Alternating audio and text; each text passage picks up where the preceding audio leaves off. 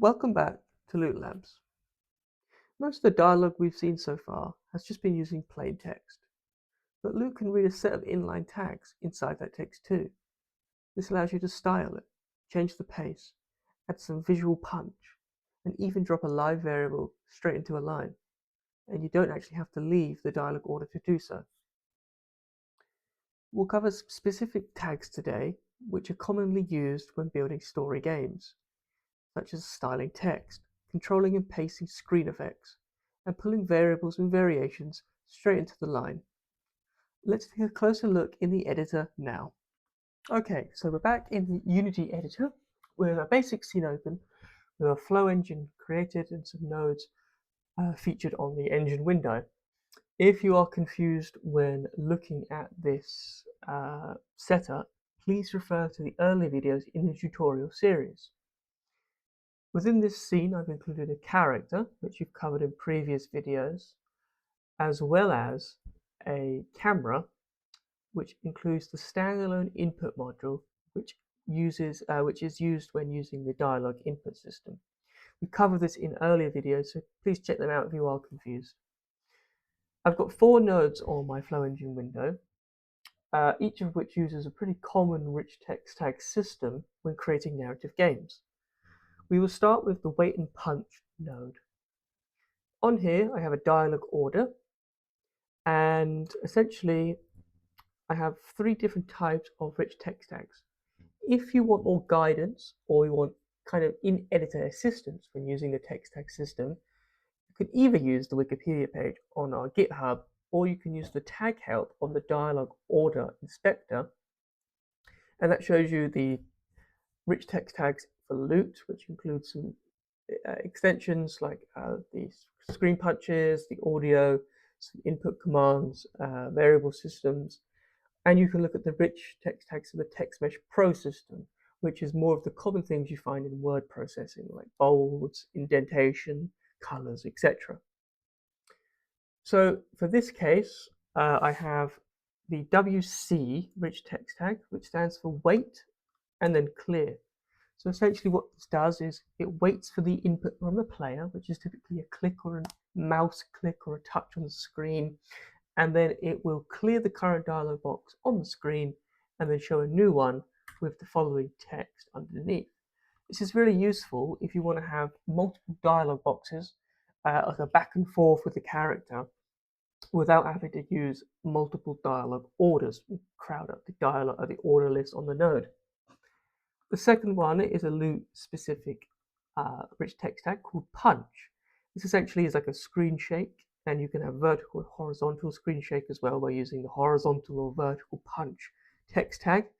And that's followed by 2 numbers. One is the intensity or amplitude of the punch, and the second is the duration of the punch. Finally, we're using some basic things here for changing the text color to blue and making sure it is also bold. The second piece of rich text tag I'm talking about here is the variable substitution. Oftentimes we'll change these variable names over a given period of play, but this will always ensure that the correct name or variable value is being used. So if I look at the engine itself, I can go to my variable list, and I have a variable called player name, and I'll make the value of that something like Hank, so the name of a player, for example. So every time this is played, it won't say player name, but it will find the variable on the engine and then output the actual value of that variable. Next, we have the variation. I'm just going to make sure this is repeatable so we can play it more than once during runtime. Next, we have the variation. We've gone over this before in a previous video, but just to reiterate, we can use square braces to encapsulate this formula, and then we use the straight kind of line, I don't know what you call it, character on the keyboard to separate these texts. So essentially what we're doing here is this will be shown first, and then if we replay this node in this order, this will be played second because we've already played this bit of text first. Anything outside of that will just be repeated again. Finally, we actually can use conditions within our text. To do so, we can use the square braces again to denote a formula, and then we can use our if kind of text tag first, followed by a $sign. So this is basically saying if this variable here is equal to 0, then the first thing we will do is say this, and then we will follow this on with a colon, and if that condition is not true, we will say this instead. This essentially follows the C# kind of way you set up conditions. It's a little bit confusing, so I'd recommend using the examples found on the Wikipedia page, and then edit it and customize it until you can finally kind of get a full understanding of it. Okay, so let's take a look at them in action during runtime.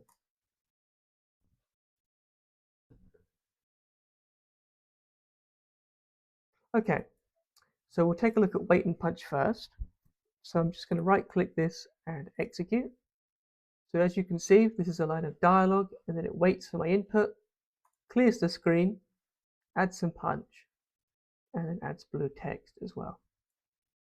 The string substitute, I'll show you that. It says good morning Hank, and because the player name is set to Hank at the moment, but if I close this, go to my engine, change the name to Bob, replay the node, it will change it to Bob. The variation, again, because I played this only once, it plays the first bit of text.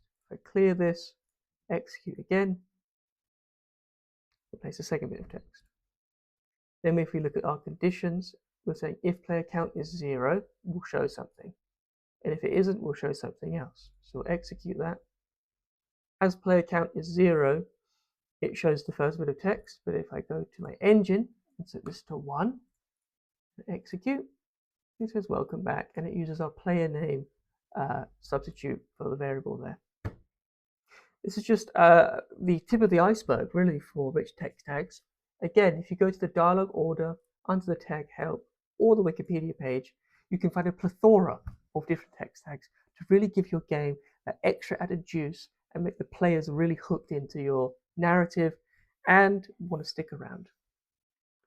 So that's it. Styling, pacing, effects, variables, and variation, all in line, all inside the text you're already writing without actually having to touch any code.